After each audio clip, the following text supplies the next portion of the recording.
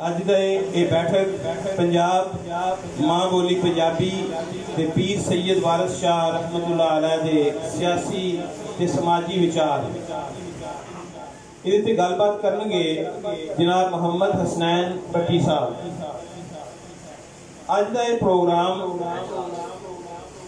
जिहदे उचेचे परौने ने चौधरी मोहम्मद आजम ढुड्डी साहब जिहड़े अवामी नुमाइंदे ने ते सैयद जाबर शाह साहब, ज़हीर अब्बास भट्टी साहब, हाजी मोहम्मद अब्बास साहब, बाबा सरदार अली गाडी साहब, असी इन्हां सारियां नूं जी आयां नूं आने ते अज दा इकट्ठ ज़ेरे सदारत जनाब डॉक्टर एहसानुल्लाह ताहिर साहब प्रोफेसर ने गवर्नमेंट कॉलेज गुजरांवाला, बड़े ही सोहने ते बड़े ही ज़हीन फतीन पंजाबी दे स्कॉलर ने।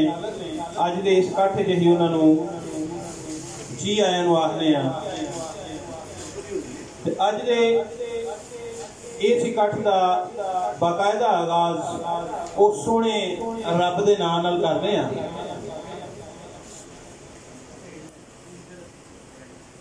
सोच मेरी दे चरखे कतियां कचियां कचियां तंदां, सोच मेरी दे चरखे कतियां कचियां कचियां तंदां, मेरियां सुरतां सूझां समझां सब कमजोर कमंदा।